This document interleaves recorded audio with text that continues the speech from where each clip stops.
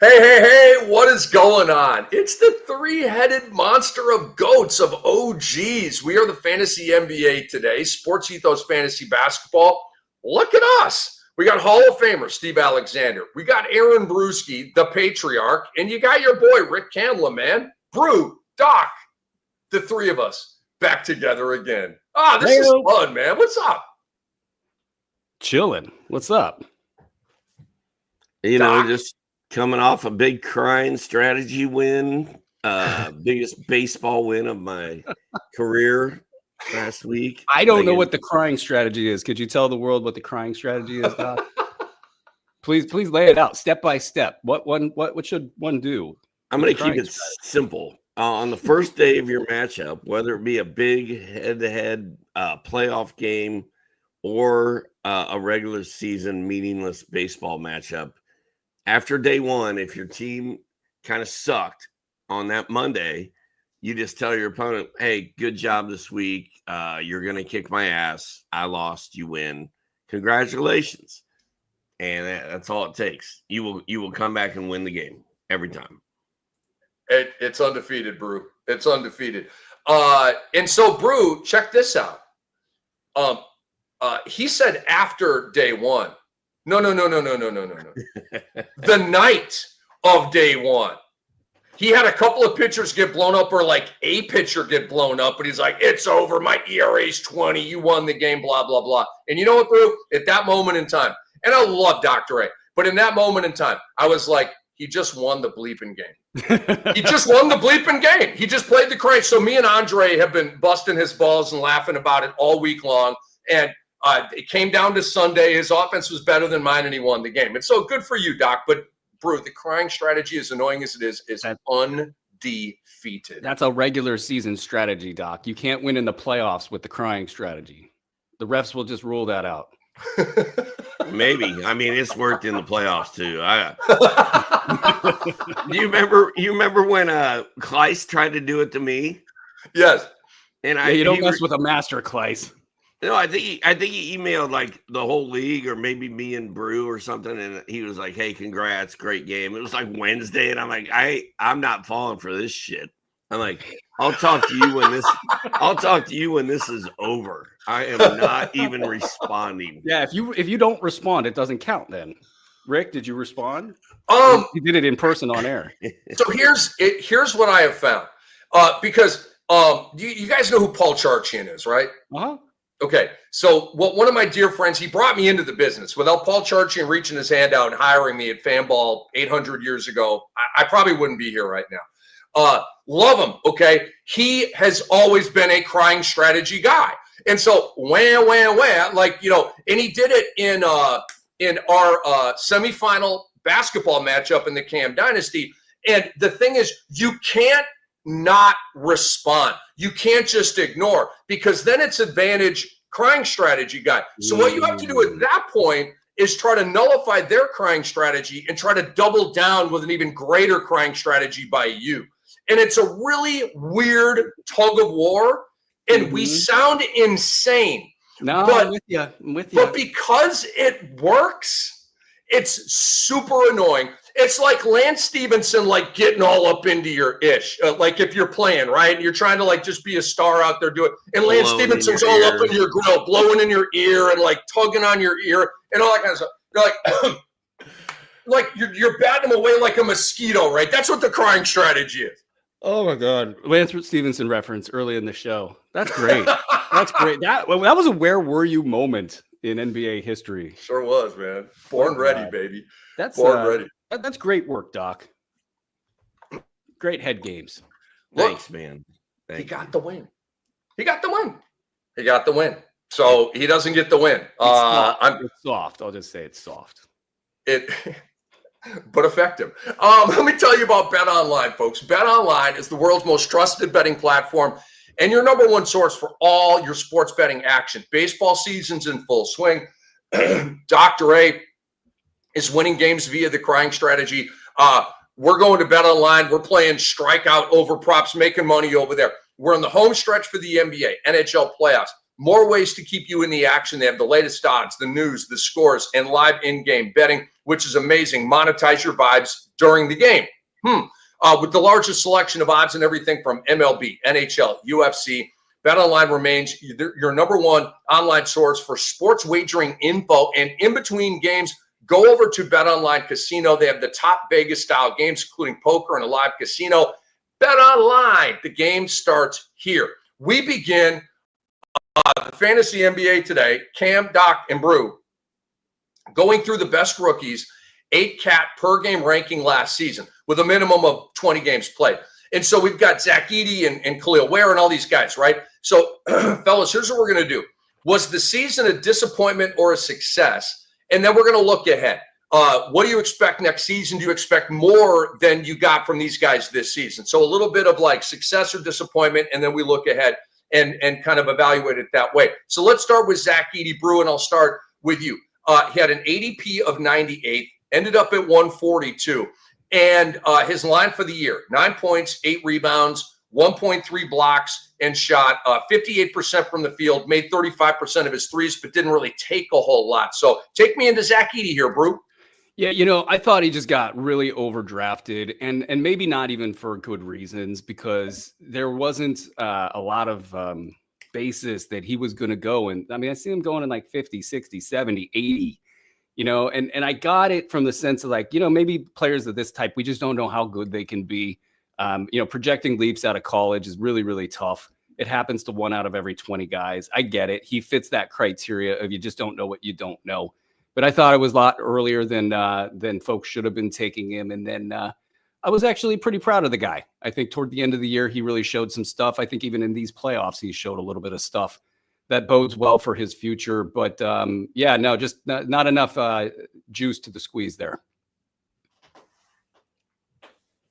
First of all, I told you guys while we were in the back room that I had Hot Rod, the movie on, the Andy Samberg jam. And so you guys were like, oh, I haven't seen it. And Rick was like, I saw the beginning of it. It looked kind of dumb.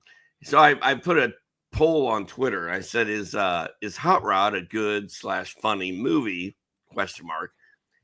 And then the poll answers, I put yes and yes. So there is no answer. So everyone who is answering that Twitter poll is answering yes. I kind of like it that way. I think I'm going to start doing more polls than only give one option. Zach Edey's mother watches the show. You totally just skipped the question about Zach Edey and made it about Andy Samberg. Sort of like this crying strategy. No, with Zach Edey, I was one of those people. I was one of those people where I was like, they have no centers other than Zach Edey. He's going to start on day one. He's going to be at least serviceable, was my opinion going in. And it didn't really work out. I mean, there were times during the season when you dropped Zach Edey, like he was not helping your team. But in the end, like Bruce said, I was kind of proud of the kid. He kind of came in and did what we needed him to do at times. I think the future's kind of bright for him. But he was overdrafted last year, and for good reason. I mean, there was a lot of hype on him coming in this season. I'm with Brew where, like, I thought the hype was there, but I thought the hype was a little unfounded because, I don't know. And we found out during the season, Taylor Jenkins did not love Zach Edey. It just wasn't a perfect fit. A lot of games, matchups, and he wouldn't play very much. And then Izalo took over and Edey took off. Guys, I think his rookie season was a success because he slipped in the draft to, 9, was a starter basically the whole season, helped the team make the playoffs. He had 7 blocks in his final game, in that game 4 against Oklahoma City, 7 blocks. Fellas, so I think this year was a success. I'm mad at Zach Kleiman for whacking Taylor Jenkins. But I really like Zach Kleiman's talent evaluation skills. They're phenomenal. And I think he hit a real home run with Zach Edey. Guys, I think next year, Zach Edey's going to be one of my favorite sleepers. Doc, I think next year I may have to move on from Brolo. I may have to move on to another round 7, 8, 9, shot blocking center type. And Edey is going to fit in there unless he's overdrafted again because of the big name and the hype, Brew, which could happen. But if it's normal and he's like 7th, 8th, 9th round, that's the sweet spot for Zach Edey. I think that this guy's going to make a run at the rebounding title next year. I think he's going to give Sabonis and Zubats and all these top rebounders run for their money. I'm not saying he's going to lead the league in rebounding, but I think he's going to be at 12 or 13 per game and in that mix. What I want to see, yeah, go for it, Doc. I was just going to say, to your Brook Lopez point, I think this is the last year that guys like me and you can rely on Brook Lopez and Al Horford, and some of these scrubby older Clint Capella. Yeah. Like those guys are all going away. So we got to find a new crop of crappy mid-level centers to take at the end of our drafts. And Zach Edey is going to be one of those guys. I just think that's where we're headed. So yeah, I love a center that I can take at the end of my draft and I know is going to do Brook Lopez like stuff. And Zach Edey's not going to hit threes, but he's going to play a ton of minutes. He's going to get a ton of rebounds and blocks and score some points. The one thing that I think that's been impressive about Zach Edey is his footwork and his feet. Like, this is a massive human being, massive, and he's been able to be pretty light on his feet out there. Everybody's worry was that he'd be unplayable because he was just too big and too lumbering, and people would just attack him in the pick and roll, and that would be that. And there was plenty of that going on, but I thought he was able to recover and deter teams from doing that kind of thing. And the key with this, of course, in any big man, is the timeline for big men to lose their athleticism. It happens pretty quick, and the ones that are like the Brook Lopez's, like the Al Horfords, they're just kind of freaks. They don't really decline. You know, they're up in their mid 30s and they can still make the plays. But most big men right around the age of 25, 26, 27, they get slow. And the minute you get slow, you get exposed. So that's what I'll be watching out for Edey. If he puts on weight, strength, that will be bad for him, I think. If he could stay nice and light on his feet like a ballerina, then he'll be pretty good in fantasy leagues. I love that breakdown, Brew. I do think he's good, especially with the feet, right? Don't put weight on. I would tell, like Greg Oden put weight on. His knees collapsed on him. It wasn't good. You got to take weight off to stay on the wood. But I really like what you said there. And I think Edey's going to hit some threes next year. I don't know if he gets up to one a game like Bam and Evan Mobley did this year, but I could see 0.7. I think he shot 35%. He's actually a pretty good three-point shooter, and I think they'll explore that a little bit more next year. So very bullish on Zach Edey going into next year, this guy as well. And I'll let you guys go first. Alex Sarr, the number 2 overall pick, but in my opinion, by far the best talent in this draft, came in with an ADP of 134, came out with a ranking of 142. Over the last 2 months, he was at 119 in terms of I believe this is 8 cat, right, Andre? Yeah, 8 cat per game ranking. So his line, guys, 13 points, 6 rebounds, 2 assists. This is where it gets great. 1.5 blocks, 0.7 steals, which I think might become 1 next year, and 1.6 3 balls as a rookie. Okay, so Doc, you first on this one. Success or disappointment, and then take me into next year for Alex Sarr. I think it was successful this year. I mean, he wasn't great, but he was good, and he passes the eye test. Like, when you watch Alex Sarr play, you're like, okay, this kid's going to be good. And he was arguably the best rookie this year. I'm not saying he was the best. You could argue that he was one of the best rookies. I think the future is very bright. I hate that he's in Washington and we don't really get to see him play. Like, I don't watch the Wizards play basketball. I hardly saw any Alex Sarr games this year. But I'm excited about the future. I think you're going to be able to get him, midway through your draft next year. And I think he's going to be really good. I think the future is very bright. Yeah, I think my addiction to champagnes had me watching a lot of Washington basketball, and the Sarr experience was something else. It was just great watching them let him jack shots. I mean, this guy was out there just trying to figure it all out, and I think that he's going to have a big second and third season just because of the fact that they got all this crap out of the way.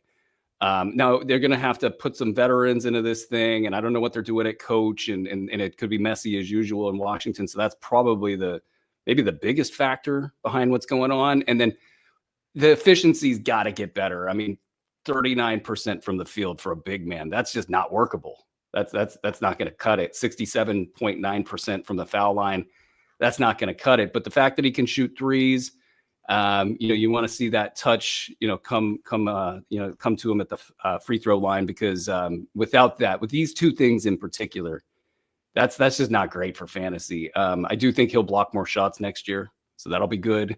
And then just the game will slow down for this guy. So hopefully that's the thing that happens. They get a couple good players next to him. He stops taking so many bad shots and can shoot more like 45, 46%. You can't have a center shooting 39% and win in fantasy leagues, but all the pieces are there. Again, I love what you said, man. There were a ton of bad shots for Alex Sarr this year, but it's almost like a preseason game. It's like they told you, go explore your game, right? Just explore. Like, we're going to get our heads beat in by 20. Go explore your game. So going forward, Brew, and I'm not a percentages guy. We know you are a percentages guy. But getting to reality for a minute here, what he needs to work on is shot selection, because he might have developed some bad habits this year, because that can kind of happen when you're out there freelancing and just kind of jacking. And I don't know what they're going to bring in. It might be another tank year. They may get Cooper dang flagged in the draft. So yeah, that would be kind of exciting. But I love Alex Sarr. I think the season was a complete success for him statistically. Guys, the fantasy gold, he's going to be one of the best fantasy gold guys in the league next year when you talk block, steals, and threes. He already kind of was this year. I don't know about best in the league, but maybe tier 2 just off of that. I mean, he's helping in all three categories. Very, very plus in the block 3 combination, where you get the Miles Turners, the Porzingises, the Brook Lopez's, right? Those are my guys. Like, give me the blocks and the threes. I love you as a fantasy player. And Sarr's only going to get better at all of that. I would rather have Sarr than Edey next year. But I'm very, very excited about both guys. Quickly, before we move on to the next dude, who would you write? As we sit right now, and things could change with roster moves and that kind of thing. Brew, who would you rather have for next year, Alex Sarr or Zach Edey? I think it's going to be Sarr. Edey's going to do what Edey's going to do. I think he'll probably float around the top 100, 120, but Sarr has the potential to be top 75. And the interesting thing is, if I'm in a head-to-head league, I'm absolutely enamored with Sarr, because the percentages don't matter as much. And then one thing I might be a little bit bummed about is he'll probably get a little bit better in the percentages at the expense of some of these counting stats. And that's going to be a little bit of a hidden bummer in there. But I would take Sarr over Edey at this point. I'm going Sarr all the way there. And also, Brew, you just mentioned, percentages matter more in roto leagues than they do head to head. Maybe that's why I stink at roto leagues in basketball. Is I don't care about percentage. Well, you just said it right there. You didn't care. Yeah, I'm going Sarr. You got to care about those percentages, man. If Percentages have feelings too.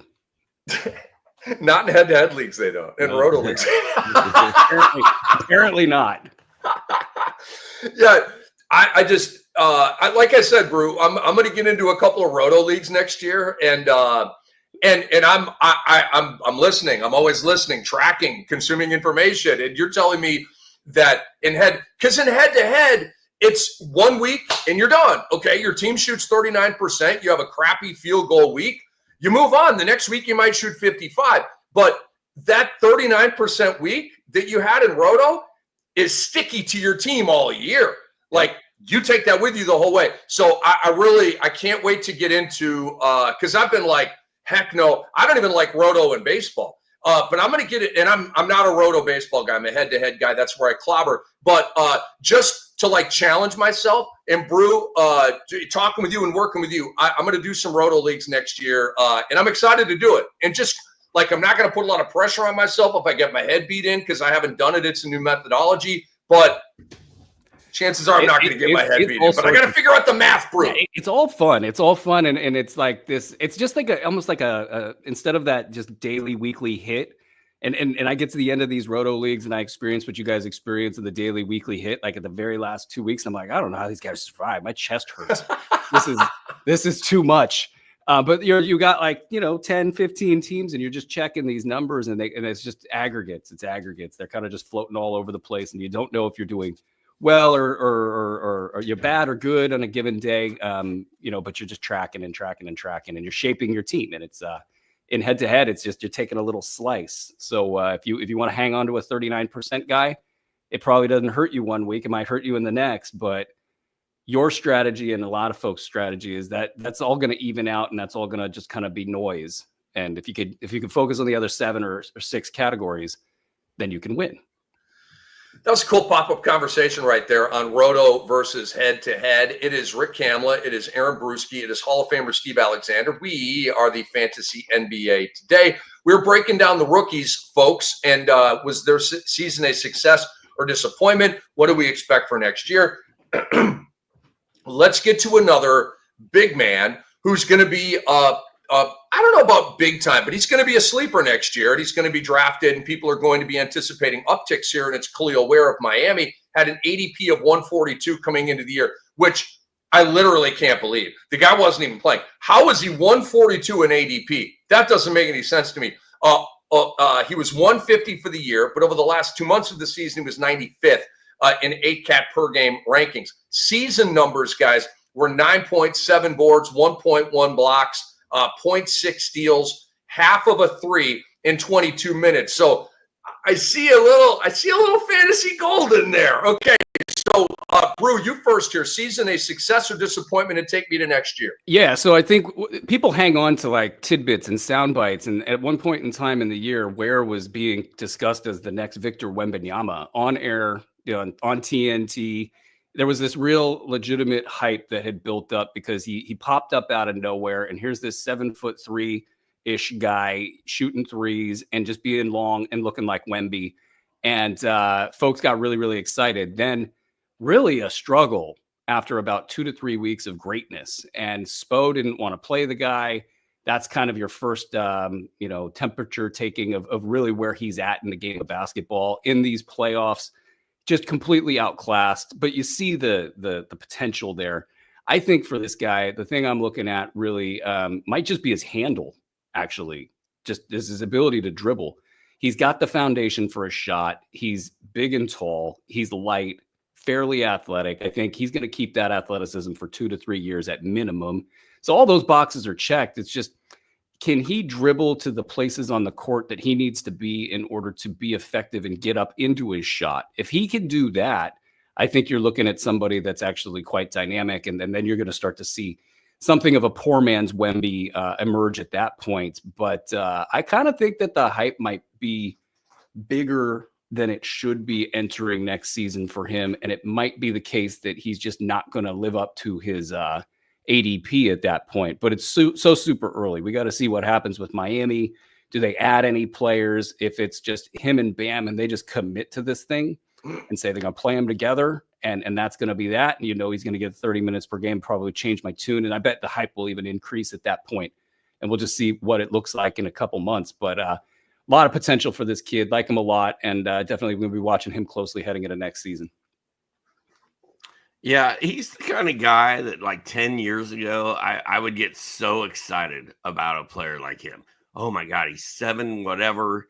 He hits threes, he gets steals, he blocks shots. Like, this is Anthony Randolph, this is Hassan Whiteside, Chris Boucher. Like, here he is. He has. Oh boy, there's a name.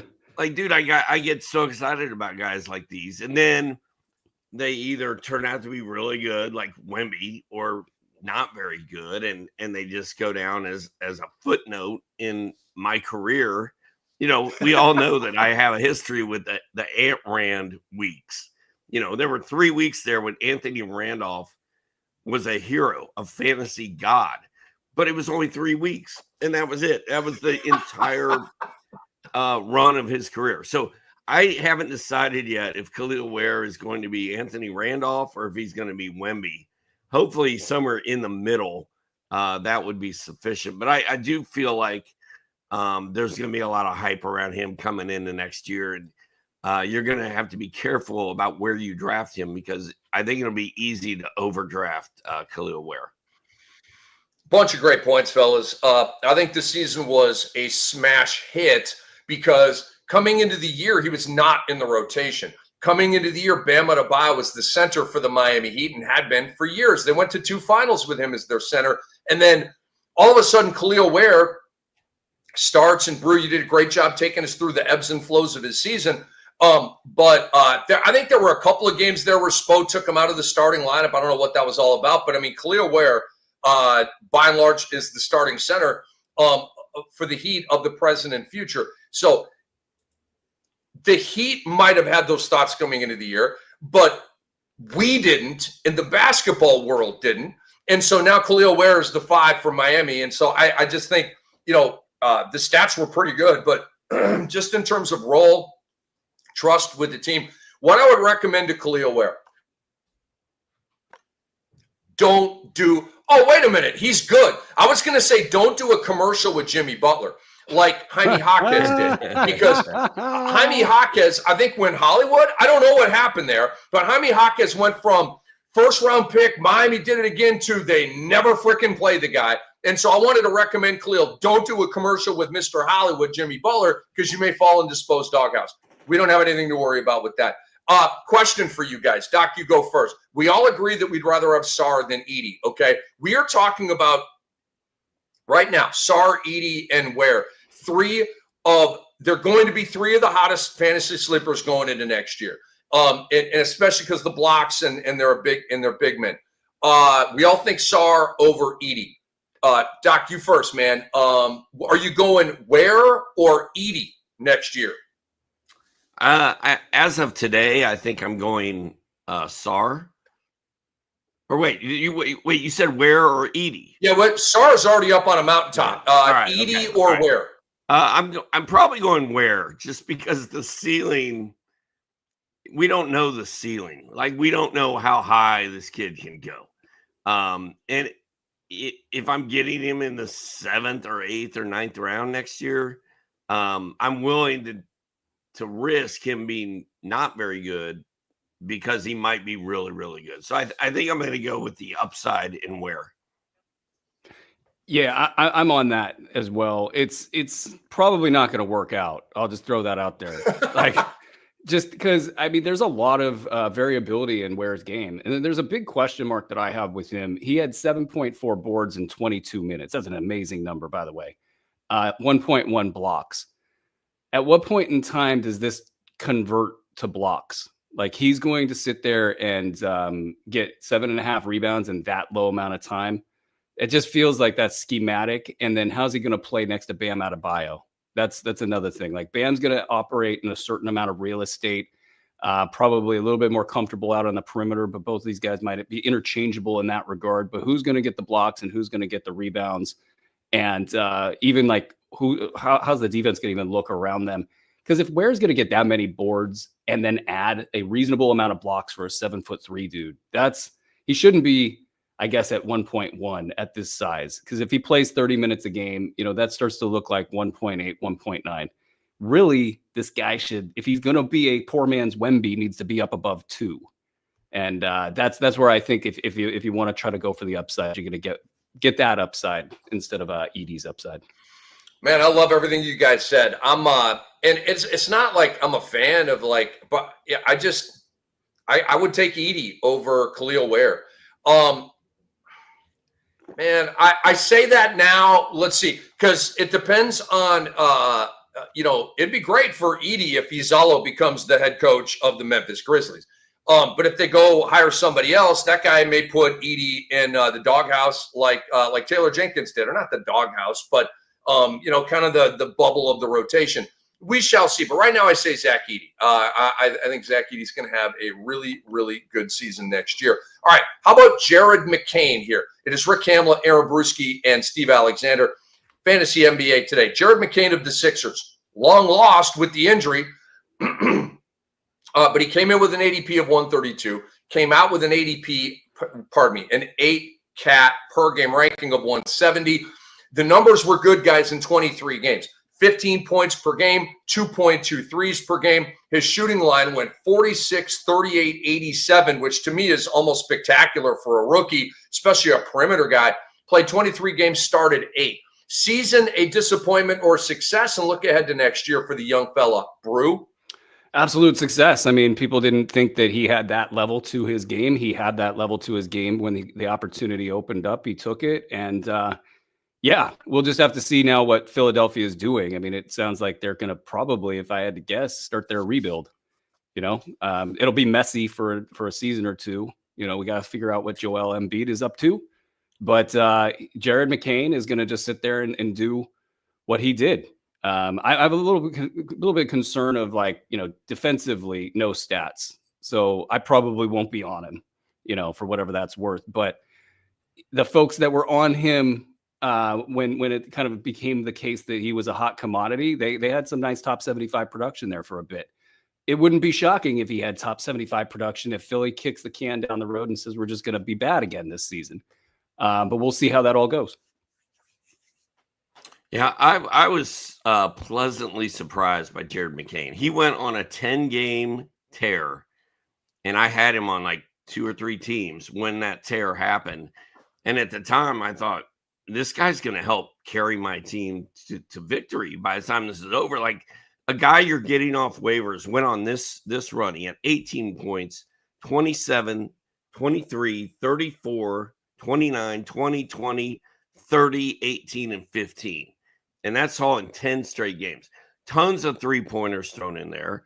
A good free throw shooter. Like Bruce said, no steals and no blocks and very few steals.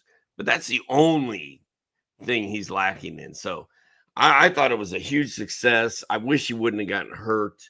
It's funny you brought him up, and I was like, Jared McCain, I'm going to have to go back and look, see who that guy was.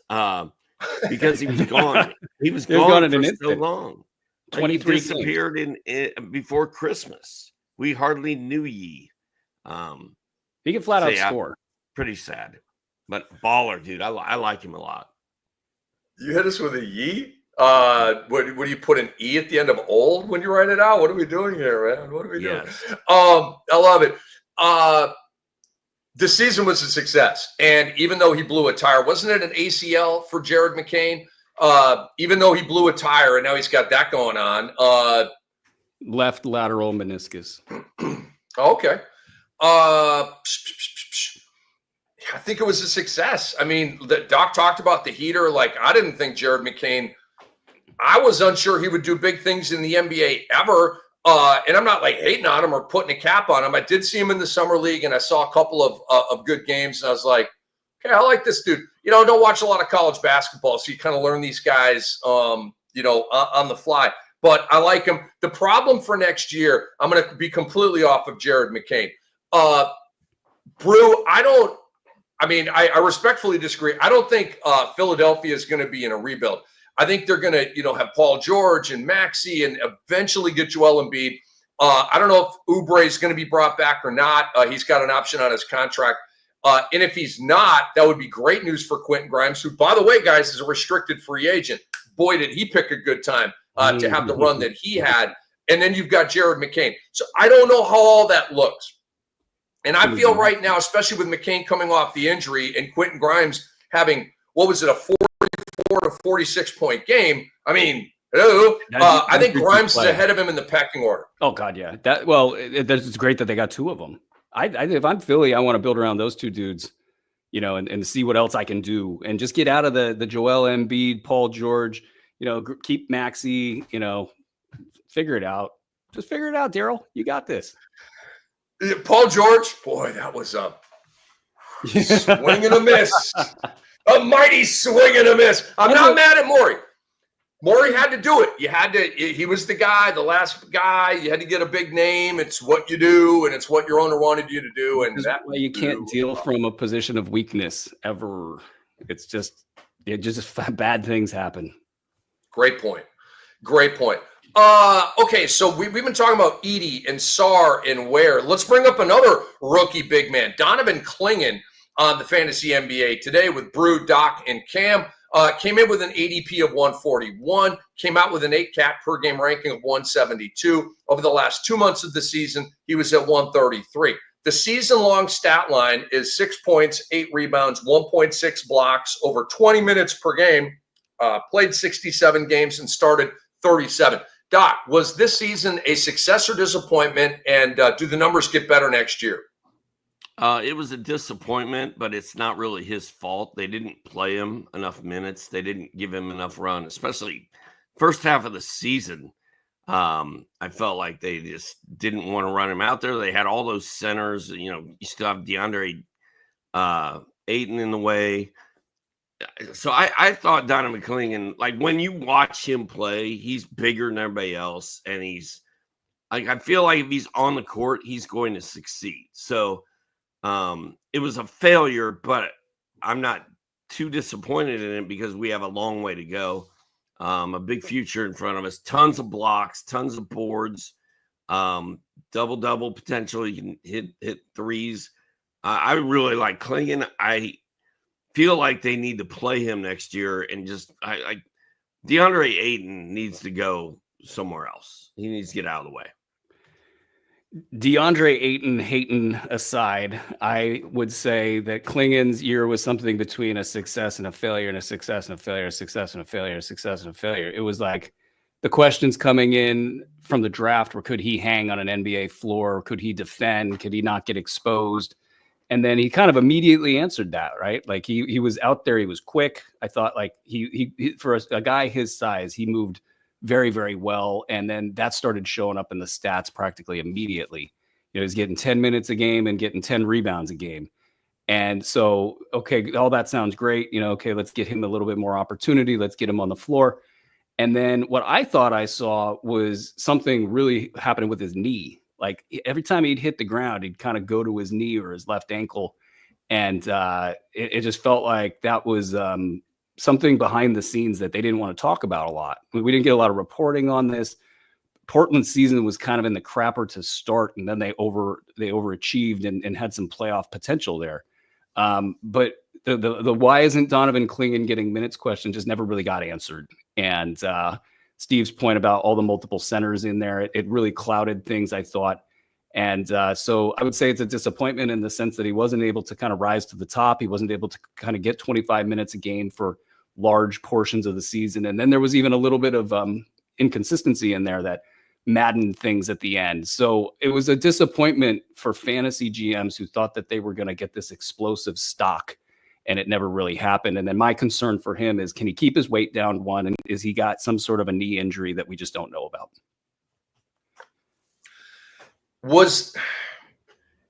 This season was a failure because, and I agree with what Doc said. It's not all his fault. A lot of it was the minutes that Chauncey Billups gave him. Like he was, after they shut down Ayton, like he'd be starting and then playing 18 minutes, and then he'd spike up to 30 minutes and have a big game. I like Donovan Clingan. I think he's got the second most upside of the bigs we've been talking about here. The Edey and Sarr and Ware and Clingan. Like, I'd rather have Sarr, and then I'd want Clingan. And this is long term. And I'm not saying, like, I think Edey will have a better year next year. I like his prospects better, unless they trade DeAndre Ayton. And good luck with that. They're not going to be able to trade DeAndre Ayton. Everybody knows he's a toxic player with a toxic contract. Nobody's going to trade for that. So we just have to ride this out. If you're a Donovan Clingan manager in Dynasty, you just got to ride it out. And hope that Portland doesn't get Cooper flagged, because if they don't get Cooper flagged, maybe they tank next year. I don't know. But what I know is that they're going to shut down DeAndre Ayton and Jeremy Grant, okay? They freaking shut them down every year, and they're like the two highest paid guys on the team. Please explain that to me. So that's where I'm at with Clingan. As long as Edey is there, Clingan, I won't even have him in like the sleeper realm if Edey's there. He'll be a backup, and then like late in the season he'll spike. But guess what? He'll be dropped by his managers during that DeAndre Ayton healthy period, and we'll be able to go get Clingan off the waiver wire late in the year either. You don't have to carry him all year. All right. I want to let you guys know. I'll tell you what here. I'm going to tell you about our WNBA leagues in just a moment, but let's move on here to Keyshawn George, fellas. Keyshawn George of the Washington Wizards became a favorite of mine. He had an ADP of undrafted. 184 was his 8 cat per game ranking for the season. Over the last 2 months, it was at 111. Pretty good. His season line, 9 points, 4 rebounds, 2 assists, 0.7 blocks, 1 steal, 1.7 steals, 26 minutes played. I played 68 games and started 38. I forget, I'm out of order here, but I'll go to Brew first. Since you were the Champagne and Sarr and Wizards Whisperer, you go first on this one, man. Yeah, you know, I would have been a Keyshawn George whisperer, but he was just not available in any league, so it wasn't really worth watching to see could he be actually, you know, the guy. He was already the guy. This guy's got incredible length. The way he moves on the basketball floor, it's completely clear that he's going to be able to occupy real estate that his opposition won't be able to occupy. So really, it's just a question of efficiency and can he have a good ecosystem to operate within. It's all the same stuff that we just talked about earlier with Alex Sarr. As if Washington gets their act together and can just function as a basketball team, this guy could go more than 2 threes easily. He could be over a steal and a block a game. Maybe the block is a little questionable. You know, those things kind of even out a little bit as you get older and into your career and start focusing a little bit more on being maybe a primary scorer. That's going to be the big question for him. And the efficiencies, of course, you guys are head-to-head guys and the percentages don't matter. And that makes him even better in those situations. But I would suspect he's not going to shoot 37% for his entire career. I think he's better than that. This is just a really bad basketball team. If you play with Jordan Poole for long enough, you're going to take bad shots. You're going to get a lot of hand grenades handed to you at the last second, crap like that. So the future is bright. I think he might even be the most exciting rookie on the board. Yeah.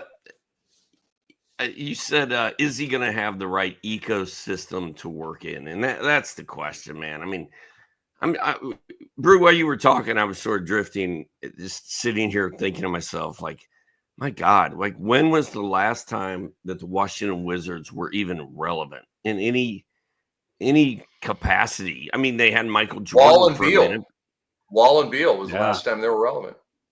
But they're just not, they're never very good. And then like Charlotte, like when was the last time the Charlotte Hornets were banging on, like making noise and you're like, ooh, maybe they could be a sleeper in the playoffs. It just never happens. Thank you. Never happens. So I don't know. Is Keyshawn George going to be allowed to do his thing for Washington next year? I don't know. And I mean, the guy averaged less than 9 points per game this year, but yet he was still. We all see him as a guy with tons of upside and tons of potential. And oh man, I really like this Keyshawn George guy. So I love him. I want to draft him, but I'm going to have trouble messing with Washington Wizards next year because as much as I was all in on Bub Carrington was a rough ride this year. Every Wizard was. And I don't know if I want to deal with it next year, but I do like Keyshawn George. I mean, they're always going to be our waiver wire buddy. The Wizards are always going to be our waiver wire buddy. So there's that. Like, you don't have to feel, guilty if you eschew the Wizards at your draft. They can still be our waiver wire buddies. And presumably they will be. I love Keyshawn George. I think he's a fantastic young player. I'm with Brew. He's arguably the most exciting of anybody that we're talking about here because there's big game there. Coming into the draft, the book was, awesome shooter, one of the best shooters in the draft. And then we saw the defense that he does too, right? So I think he's a two-way player. I think that's going to keep him on the floor. He was a first-round pick. That's going to keep him on the floor. And I'm very bullish on him. I think his season was a pretty big success. He didn't begin the season as a starter. He ended the season as a starter. And next year, again, the line this year was 9, 4, and 2. Okay, so next year, do we get 12, 5, and 3? Do we get a full block per game? Do we get 1.4 steals per game? Do we get up to like 2.1 threes per game? I think all of that is very reasonable and frankly probable for Keyshawn George. Big fan. Last rookie that we want to talk about here, Yves Missi of the Pels, came into the season with an ADP of 138, came out with an 8 cat per game ranking of 190. Over the last 2 months, he was 235, so he kind of went boop at the end of the year. Full year numbers, pretty good. 9 points, 8 rebounds, 1.3 blocks. Played 73 games and started 67. So, Brew, you go first here on a man no longer called Eves. It's now Eve. No S. Misi. How many times did I do that on air with you? That must have been me. I did it all year. Oh, you do it too? All year. I was calling him Eves Misi. Like I thought I was just getting. No. Andre kept like, it's Eve. It's Eve. Yeah, no. We have a great producer, that's for sure. The best in the biz, even though he says he's not in the business. But yeah, no. Eve singular Misi. I think he's so many times I had to remind myself. I would say this. He's not dead on arrival as far as being a higher end talent in the NBA. That's there's a lot of wiggle room in there. Like I want to see a guy that's as athletic as him have better than 1.3 blocks. Like if you've got that length, if that's your calling card, I want to see better than 1.3 blocks, but not a terrible number. It's just not really paying the bills, especially if you're not super efficient. He's smooth. So I think with that smoothness, there is a palette or, something to work with here for New Orleans to possibly make him a versatile big man in today's NBA, shoot a little bit and also, be there to defend. But he doesn't shoot threes right now, so that's like far off. And there's just a lot of downsides built into his current production that just don't really profile well over the long term. So it's like pick a lane. Are you going to be an efficient big man that gets a lot of blocks and keeps double doubles going, or are you going to be a kind of an inefficient guy? And right now he's an inefficient guy. So I like him, don't love him. I feel like we all went to summer school this year and we learned how to say guys' names from Andre. And I feel like I was pretty good with Eve. I think I was using singular Eve for most of the year. Both of you guys were throwing the Eves out there every time, but we're all better. Thanks for that self-congratulations. Thank you very much for that. We're all better because of working with Andre, and we all learned to, we had a guest on last week and he called Keyshawn George Kaishan. And I was like, it hurt me a little bit. And we are better if we're pronouncing guys' names correctly. So thank you, Andre, for the education. It's the most valuable class I've been to since my sports journalism summer school class at Butler in 1989. Anyway, Eve Misi, I was kind of fired up about him coming into the year because he was the only center they had. But now they have Kelly Olynyk. Carla Matkovich made some noise. They have Jeremiah Robinson Earl. There's other guys there that can play center now. So I'm worried about a bit of a timeshare next year. But I like Misi. I like his athleticism. I like his game. I think he can be one of those guys you can draft late and have a sturdy, solid center for your fantasy team. Without having to spend a lot to get him. Eve Misi's season was a huge success. He was not promised anything. You had Daniel Tice and you had maybe center Zion and you had all these different machinations they could go with. And Eve Misi held it down. They started, like I said, I think he started 67 games, played 73 or whatever. Like he's their starting center. Is he, so that's a win this year. Especially, taken deeper in the draft and flirted with the double-double and all this stuff. All good. Next year, New Orleans is going to make changes. David Griffin's been blown out. Is Eve Misi, is he a backup center? Is he a backup center that started as a rookie because they had nobody else? I'm with Brew. Like him, don't love him. I'm probably if Eve Misi, if there's like on the depth chart, and it's Eve Misi's job, he's going to play 30 minutes a night. Okay, I'll mess around with Eve Misi in the 8th or 9th round and hope, like Bruce said, we can get up to 1.8, 1.9 blocks. But Andre's saying Daniel Tice is fighting for a EuroLeague title. Way to go, Daniel Tice. That's cool to hear, man. That's cool to hear. Hey, you guys want something cool to hear? We have fantasy leagues at Sports Ethos. Yes, you don't have to go to that guy and that guy over there. Come here to us. We have huge news. We are launching brand new fantasy league formats to elevate your experience. Plus, you will get the chance to compete against Brew, Doc, me, all of our other experts. Our pros are going to be playing alongside you. NBA, NFL, MLB, and WNBA. And whether you're an advanced player or a beginner, we've got cash leagues, we've got free leagues. If you want to gain priority access or just to join, DM our guy Andre at ANDMLEMOS, at ANDMLEMOS on Twitter, or email support@sportsethos.com. The WNBA season starts in like 2 weeks. And pardon me, it's draft season right now. I have not drafted a team yet, but I will probably have 4 or 5 teams between now and the start of the season. Next week, we're going to be coming out with the WNBA fantasy show for you all. And me and Andre are kind of working on that right now. But we're going to have WNBA fantasy leagues for you to join. You're like, I want to play WNBA fantasy. I don't know how. Now you do. And tell others about it. Okay, we got you over here. Because there's not a lot of platforms offering, fantasy league service for the WNBA, but we do here at Sports Ethos, and we are proud to do it. Okay, question, and I don't mean to put you guys on the spot. Are you guys going to dabble with the WNBA this year, fantasy, or is it like a hell yeah or like a maybe? Like what are you guys thinking about WNBA fantasy? I'm pissed because I have to take this like medical leave for the thoracic outlet syndrome to get my shoulder and nerves and all that to heal up. So like I got to take things off my plate. And one of the things I want to do more than anything is get just nerded out on the WNBA. Whenever I turn a game on, it's so freaking awesome. Just the excitement of the game, the way they play the game, the talent level of the players. And I just feel like I don't know the player universe. That's where fantasy comes in. And if you ever want to get deep into a sport and really, really dig in and enjoy it, you just got to play a fantasy league. That's it.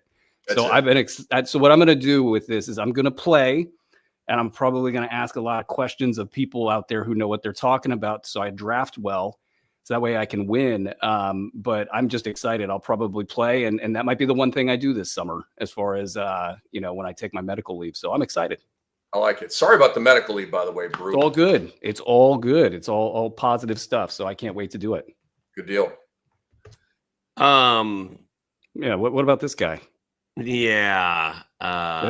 It's a hesitation in his voice. I covered the 2008 Team USA Olympic women's basketball team, and I love doing that. Mike McCullough and I logging games. We were in New York and Stamford, Connecticut, and it was fun. And I really liked watching Diana Taurasi and that whole goat. That team. It was a good experience for me. And I was like, man, women's basketball is kind of cool. And I really haven't gone back to it since 2008. And Caitlin Clark, was a big deal at Iowa, and then she got drafted by the Pacers, the Fever in Indiana, and all my friends back in Indiana are always at Fever games. They've got their Caitlin Clark jerseys.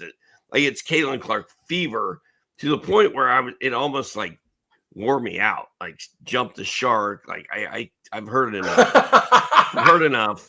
I can't do it anymore.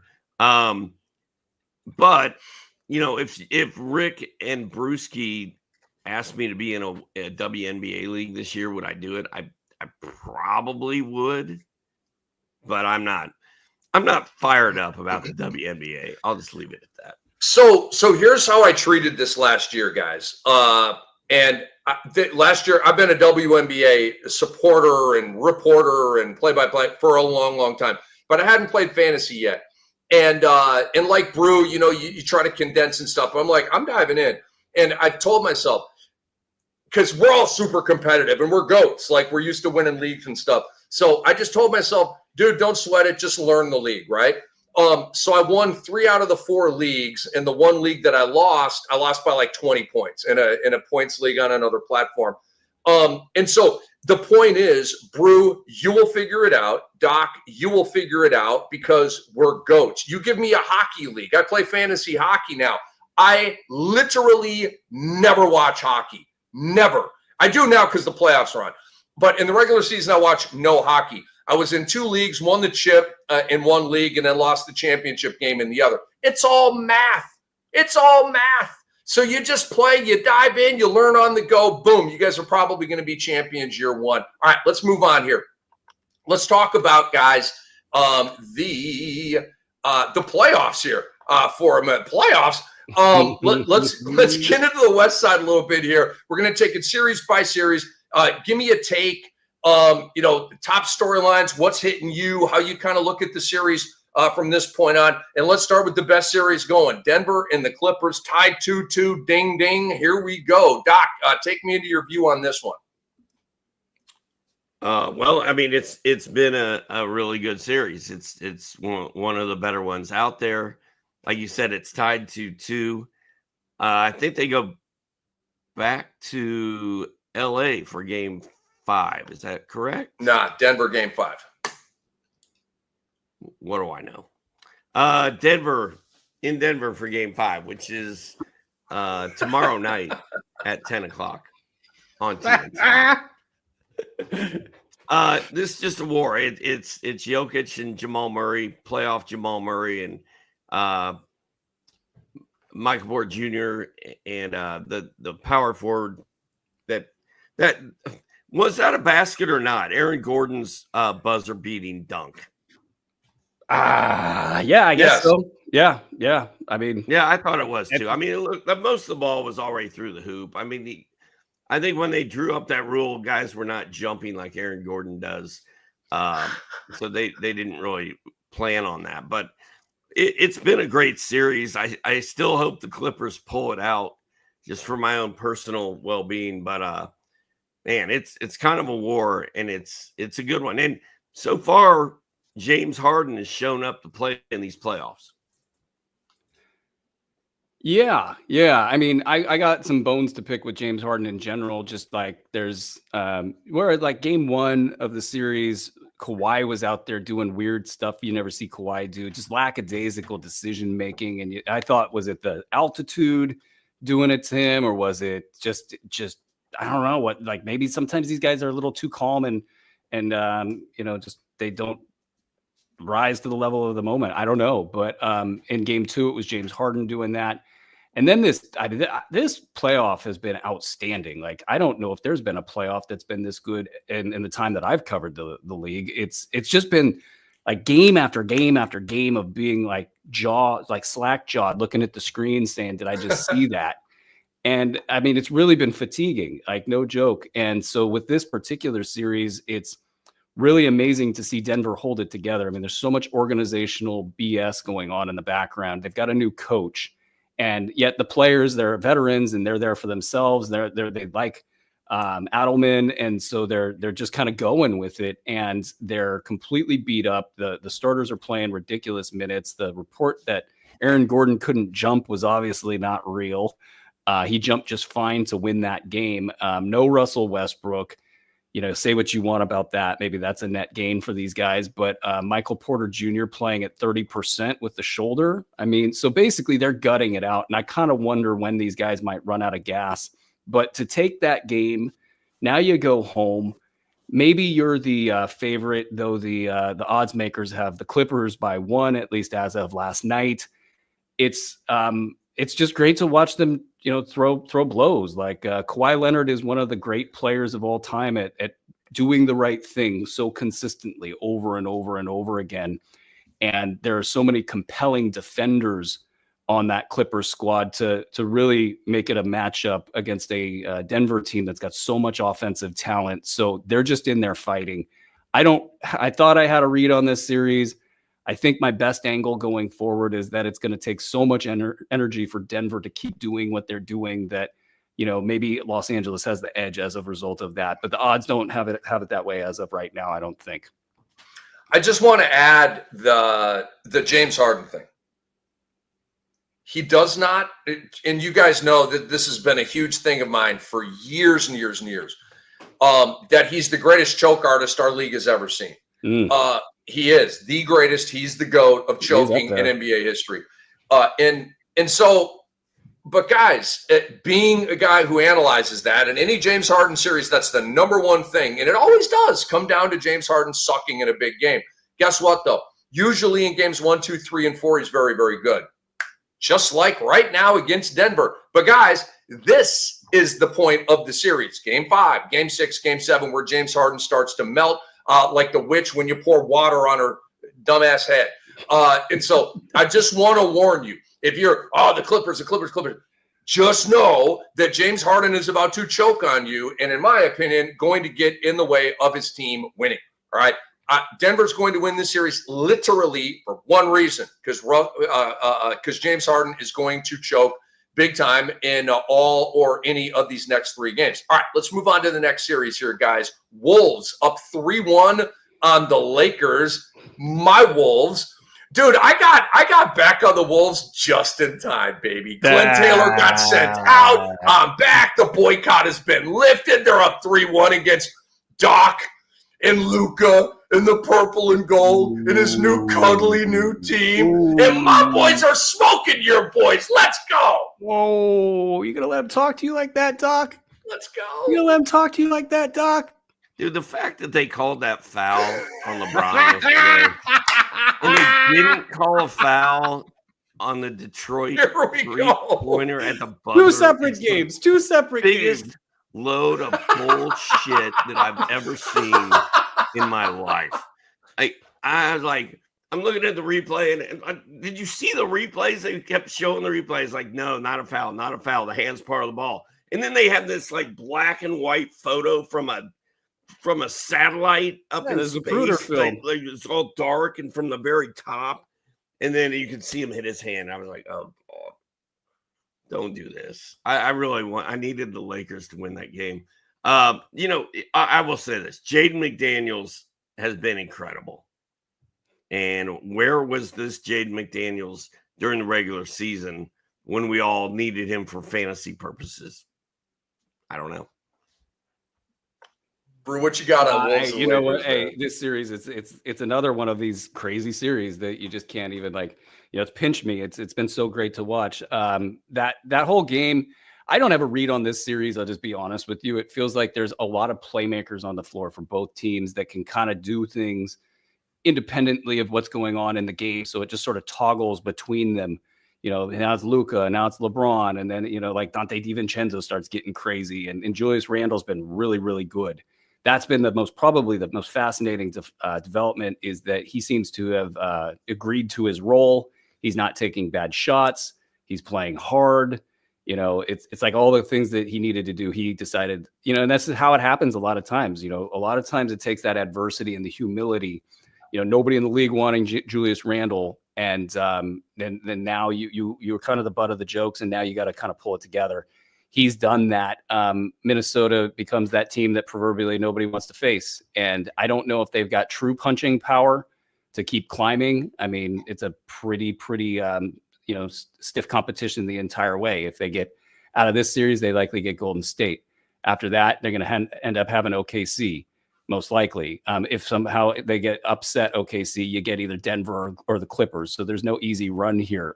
But they are playing extraordinarily well. Anthony Edwards is that dude. And so it's just fun.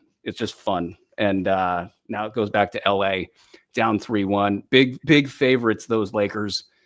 That's a scary number that's just hanging out there. I believe it's 5.5 or 6 right now. And I don't think I would be taking the Lakers at that point. Hey, Rick, I just real quick, I just wanted to say congratulations. The Lakers obviously are going to lose this series to the Wolves. It's already over. There's no point in watching. Oh, no. We surrendered. Rick, I'm waving a white flag.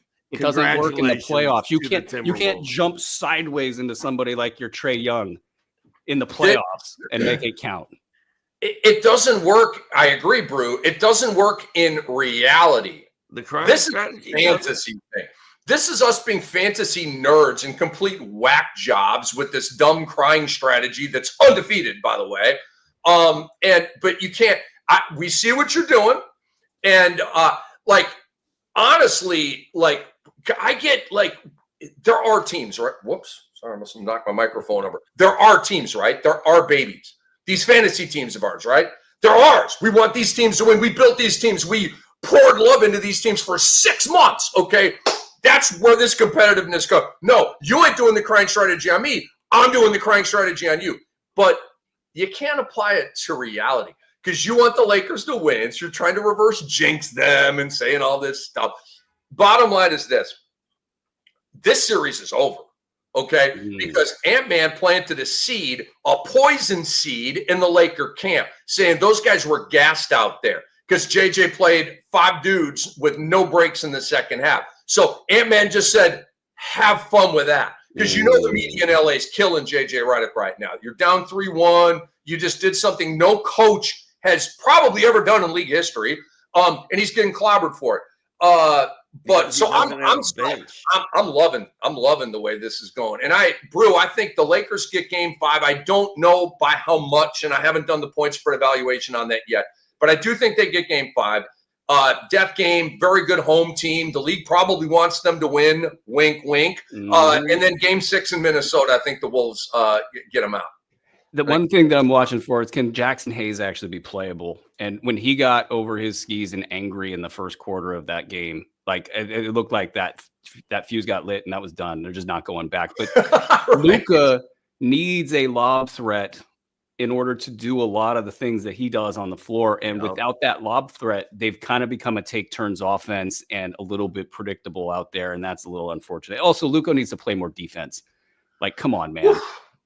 I mean, dude, I've been complaining about it for years here. When he gets serious, he'll get into better shape. When he gets into better shape, and I'm not just better shape, the best shape of your fucking life, okay? But you got to get serious for that. You got to get mad from all the losses. Then you got to get serious. Then you got to put in the work, and then you got to come out a different guy.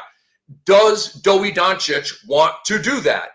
I think he would rather drink a beer and go to the nightclub, okay, and be doughy and have all of this great stuff. I also think he's too cool to play defense. Like, there's a lot of guys that have just gotten by on not playing defense their entire career, and they look at it as like a lower form of basketball. And so, like, when that play needs to be made, when the read needs to be made, he's not making the read. And that's like a mental approach to the game that, you know, it's really hard to flip that switch. That's why James Harden can't win. James Harden doesn't know how to play defense. There's parts of the defensive game that's just like beyond him. And that's not going to work out so well. Phenomenal point. I noticed how Doc just completely like backed out that whole thing because we're banging on Doncic and it's all true. Several emotions that we're having. Why would you use that negative energy on a guy like Jaren Jackson Jr., who can only get 4 freaking rebounds in an NBA basketball game, despite the fact he's a freaking monster? Like, but he's not a rebounder, so how can he not be? Jaren Jackson had a fine season, sir. Yes, he did. 4 rebounds. How are you not banging on Vince Williams for he's trying to get him in a huddle and Vince Williams like, nah, I ain't feeling you, bro. Vince Williams, who the hell are you, bro? Like, who the heck, dude? Vince Williams better get in that huddle, bro. Better get in that damn huddle. All right. So just lastly on LA and Minnesota, guys, it's math. The Wolves have 8 guys. The Lakers have basically 3.5. I'll give Rui a half, but the Wolves have 8 guys. Conley can make plays. NAW can make plays. It's a math thing. The Wolves got them. The series is over. All right, Dubs up 2-1 on the Rockets, Brew, and it looks like we might get Jimmy Butler back here for Game 4. I'm pissed that he missed Game 3. You're a star. You got to play through. Oh, my butt hurts because I landed on. What a fucking game, dude. Come on. It's the playoffs. He's such a fake tough guy. Anyway, Brew, you take it from there, man.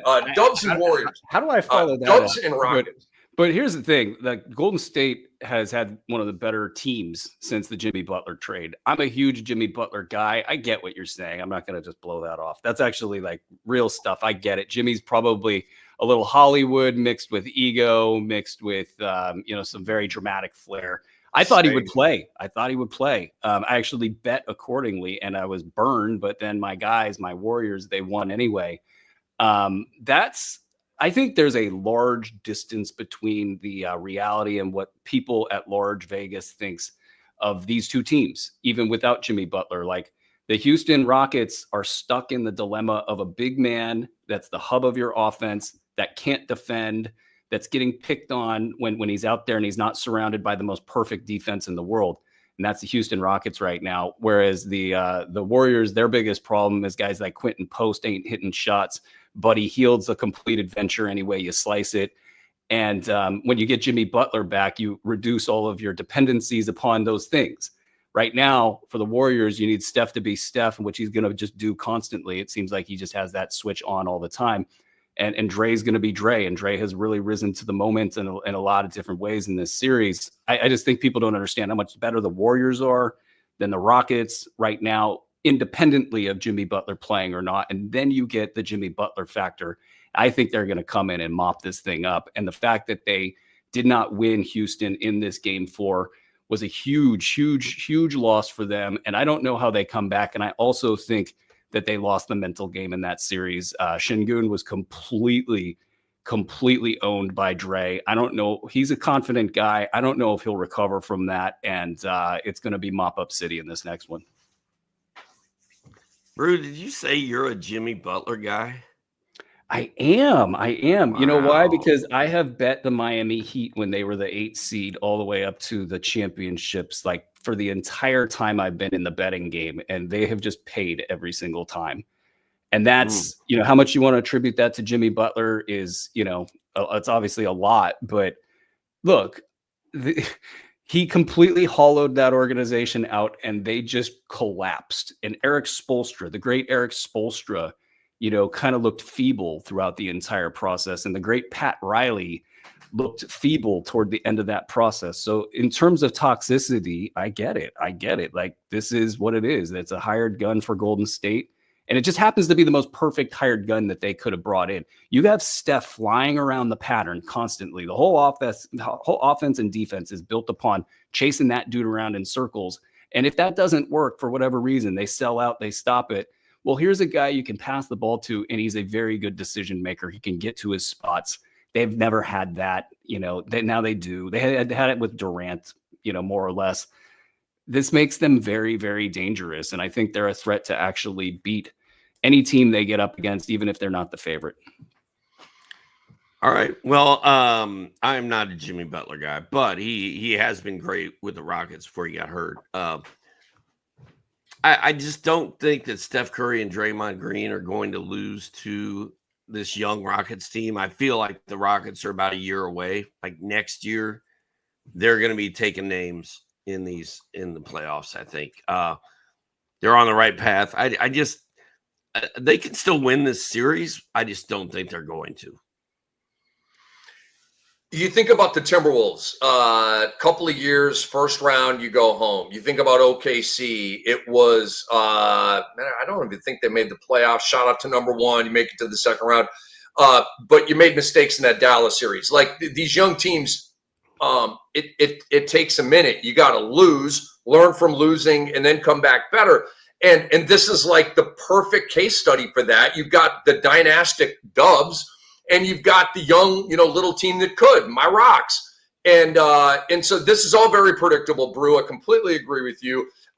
Houston had their swing on GSW without Jimmy Butler. Problem was you were at GSW, and so you get the Gary Payton game, and you get the Buddy Hield game, and all of the others play so much better at home, right? So now they're going to get Jimmy Butler back, I assume, and you're not going to win that game, because Jimmy's going to be back and they're going to get back to all the elite numbers that they have and are with Jimmy Butler. So I think Golden State's going to win game 4.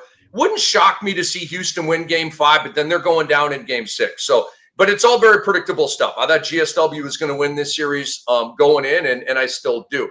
All right, let's talk about OKC sweeping Memphis, and I guess we can keep this kind of brief. But Doc, you go first on this one, man. You don't even have to talk about Memphis if you don't want, or you can bang on them if you want to. Here's a drumstick. Nah, I said last summer, OKC is the best team in the league. They're going to run the table and win it all this year. I never wavered from that, and nothing that I saw against Memphis made me change that belief. I think they're the deepest, most talented, youngest, best team in the league. And I think they're going to win it all. Defensively, they're as good as anything we've seen in the last 20 years. Offensively, maybe as good as any team we've seen in the last 20 years, but maybe not with the exclamation points that I just put on the defense. I want to see what this looks like against the high-end defensive squads. Boston, maybe even the Clippers was why I was a little bit excited about the Clippers futures to start the playoffs. And then, of course, you do have Denver and Jokic that they have to get through. But really, it's what can you do to OKC to get them out of their preferred stuff? Like, can you get them out of the Shea game and then into Jalen Williams? Can you get them out of the Jalen Williams game into the others? That's going to be the defensive strategy that you're going to need to see out of those high-end defensive teams that are out there. So I don't really have a lot to say about OKC. I don't think that there's been a thing to discuss here. We'll just see what it looks like if they get the Clippers next round, and then if they can if they beat Denver, it's because they were able to beat Jokic, and we'll just kind of take it all from there. I mean, Brew, you hit it, man. They have so many ways to beat you. You can lean into Holmgren and Hartenstein. Shea, I mean, he's the most consistent player in the game. He's 30 points every single night. Jay Williams is very, very consistent too. But then you got Caruso, Dort, Cason Wallace, and Isaiah Joe, and all of these studs who can erupt for 30 Wiggins. Any night. Aaron Wiggins, great point. They got this league. They got this league right now. They haven't broken the league, but they got it. Obviously, very predictable them sweeping Memphis. I thought it was awesome that SGA flashed a peace sign, towards the end of that game. By the way, SGA, don't ease into the second round series. Just a word of advice. Love you. You're phenomenal. Just because he got better as the series went on with Memphis. I don't really know what that was. Maybe a brief shooting slump or something. But the second round is where it's going to start to get real. Hey, and they're not going to call those fouls. They're not going to call the fouls he's accustomed to.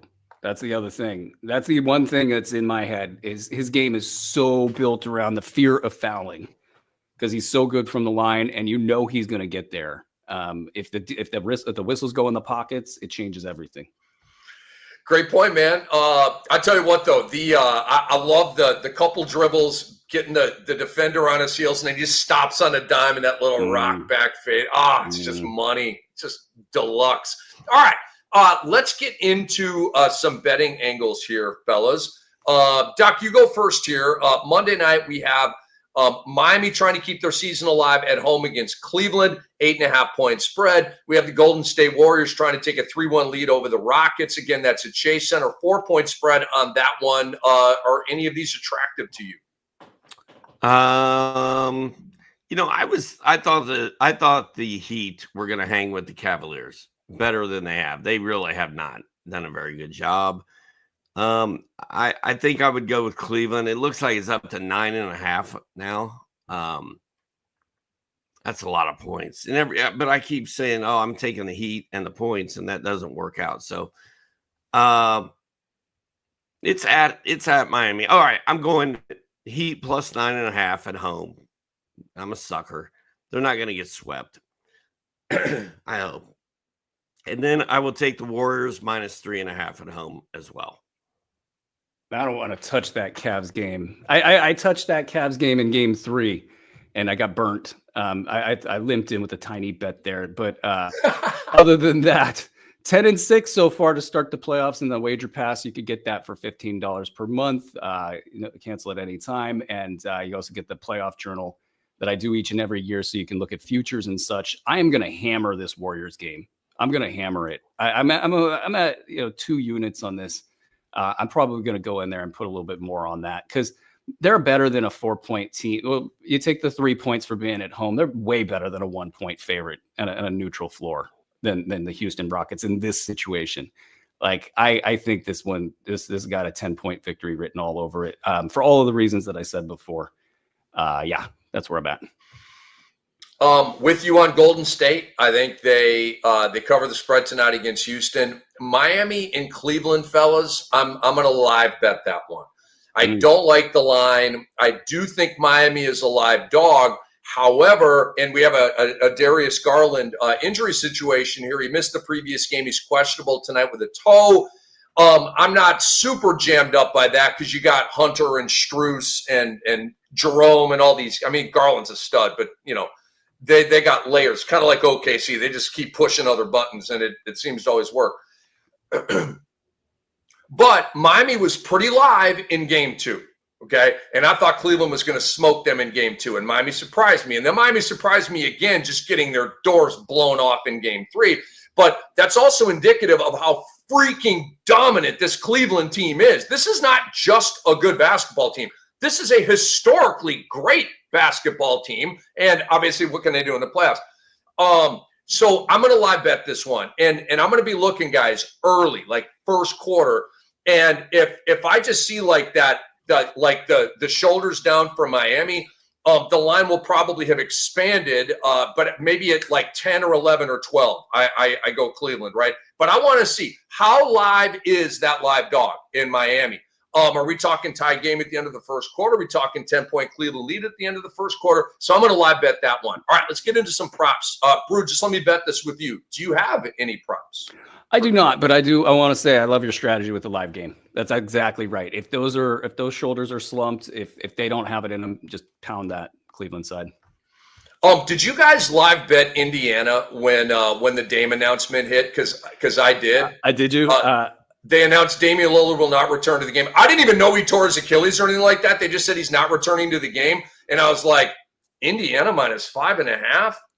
F yeah. And I hit that one kind of hard. That's a series I think Indiana is just completely going to roll over the top of them. I was surprised when Milwaukee took that game. I actually didn't bet it. I thought in my head I bet it, but I didn't bet it. And I was glad I didn't bet it.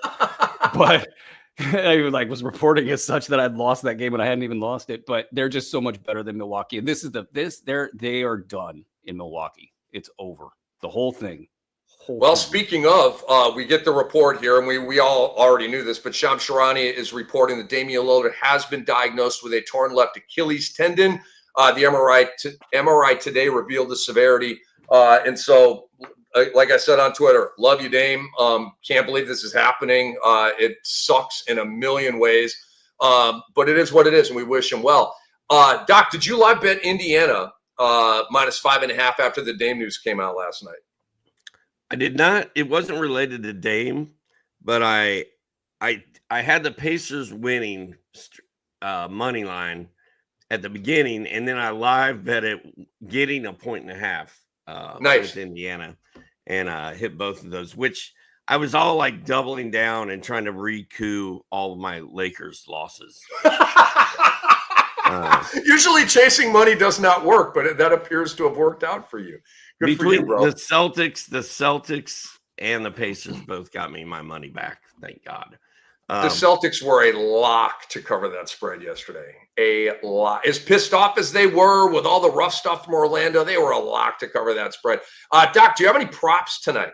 Yeah, real quick. They're all Miami related. That was the only team I felt good about props-wise. Tyler Hero over 2.5 3-pointers. He had one in his last game, but prior to that, he went 4-3-5-3. So he's due to get back on the 3-ball train tonight. Bam Adebayo to get a double-double. He has at least 9 rebounds in 4 straight games. He's only got 1 double-double in his last 3, but he had 9 rebounds in the other 2. It's not that much of a stretch for him to get 1 more rebound. And then Davion, over 12.5 points. He scored at least 15 in each of his last 5 games. Like he's one of their best offensive players right now, which is part of the reason why they suck. But Davion Mitchell over 12.5. Dude, I love it. I'm on the Davion. Ricky Props is on Davion Mitchell. Doc. So going back to the play-in tournament, the last 5, I'll give you the numbers on it. 15 points, 16 points, 18, 18, 16. The number's 12.5. He's in the starting 5 now. He's playing close to 40 minutes a game. And role players play better at home. The minutes for him have been between 33 and 40 over these last 5 games. So I'm on Davion Mitchell, his point prop over as well. I'm on Evan Mobley here, guys, over 16.5. I am speculating right now. I don't know this. I bet you Cleveland rests Darius Garland again tonight. And I say rest, and I'm choosing that word specifically because if it were 1-1 or 2-1, Garland would probably play. They're up 3-0. Okay, like you got to be crazy to play Darius Garland with any kind of injury going on. Get him out of the fight. You're going to crank Miami anyway. Who cares? So I don't think Garland's going to play, and I'm okay with it. I was not okay with Ja Morant's DNP. I was not okay with Jimmy Butler's DNP. Oh, you fell on the floor. Wah. It's smart for Cleveland to hold him out. All right. But Evan Mobley here over the 3 games in the series, he's gone 9 points, then 20, then 19. And so he's been safely over the number here for 2 straight. No Garland, if that's the case, means More scoring will be needed from Mobley. And Davion Mitchell is going to be on Donovan Mitchell. And Donovan Mitchell had a dreadful game 3. We know why. And so, like, I was thinking Donovan Mitchell, no Garland, point prop over. I'm like, stop the music. Davion Mitchell off night is going to be on Donovan. And so the scoring is going to have to go to other guys. So I like Evan Mobley over 16.5. And then I'm on Podziemski Brew over 12.5 points. Jimmy Butler being back, which we think will happen, I believe is going to help Podziemski because he can freelance more and play off the ball and catch and shoot threes and stuff like that, rather than having all of this stuff on his plate. Game 1, he had 14. Game 2, he was ill, right? And played a little bit and then had to leave. He had 0. And then he had 10 in the last game. He's due for one of those 17-point 4-3-ball Podziemski games. And it's a home game. And so I think that's going to go down tonight. So I like Poj, I like Davion, and I like Mobley's point prop overs. Any commentary, fellas? Terrible picks. I hate them all. Word. I like the Podziemski one because it's zigzag, right? Like that's and there's going to be a lot of positive energy in the building, and Jimmy Butler does help him. And yeah, I'll take that. And I like the idea of going to Mobley as well because the off night stuff is very real. And why even deal with that if you're Cleveland? It's okay. I got this guy. I mean, you guys score. It's very real. I want to tell you about the Sports Ethos app, and then I want to tee up Brew to tell you about some of the great things we got going on here. We're making big investments in what we call the next generation of Sports Ethos. The past 12 months have been game changers for us and you, if you've been along for the ride with us, and we love you all. We're working hard behind the scenes to bring you the best fantasy product of all time. And download our app now. Stay on top of all the latest news for the NBA, the NFL, and Major League Baseball. Take advantage of our fantasy basketball tools and our baseball tools and our football tools, and it will be your ultimate edge to winning. Brew, anything else you want to tell the people about here at the burgeoning Sports Ethos? Yeah, I just think our baseball and our football guys deserve a lot of credit right now. They're doing the heavy lift of building a content operation that's really work product focused. So like daily news updates on players, that's something that, I mean, you can get it from Twitter, but I wouldn't recommend it. And there's very few companies that have the insight and the work, in them to actually do that heavy lift. Doc's been a part of one at RotoWorld and I was there with him as well. So I know exactly how hard it is for these guys to do that. And these guys are doing it when they're doing all of those mental push-ups. It shows up in their draft guides and it shows up in their products. And so check out the NFL draft guide in a couple months. Check out the MLB Fantasy Pass. If you're trying to win your leagues and you want tools and you want analysis to complement your own hard work and to be a part of something that's really focused on this industry continuing to expand despite the contraction of social media platforms and things like that, check it out. Go to sportsethos.com. And my last thing is you guys have feedback for anything we do. I don't care if it's on the social outlets. I don't care if it's on the website, if it's with our product, you name it. I want to hear it because right now we're developing for this upcoming season. Send it to me at Aaron Bruski, AaronBruski on Twitter, Blue Sky, or also through support@sportsethos.com. Want to hear it all because we're in that planning stage right now. So please let us know. Brew, Doc, it has been a blast to be back with you guys. The three-headed monster has roared, and I think people have had a good time, and I know nobody got hurt, although we did have the Dame news officially coming down here during the show. Anyway, we are out, ladies and gentlemen. Please retweet our stuff, okay? Put it out on your timeline. Let everybody know how badass we are over here at Sports Ethos. Big shout-out to the best producer in the biz, Andre Lemouche, even though he says he's not a producer, yet he's the best in the biz. How ironic, right? Big shout-out to Aaron Shocker, right? Shocker. Big shout-out to Dr. A. I love you guys, man. Let's do this again soon. I'm Rick Kamla. We appreciate y'all watching us, man. And this episode's been brought to you proudly by Bet Online.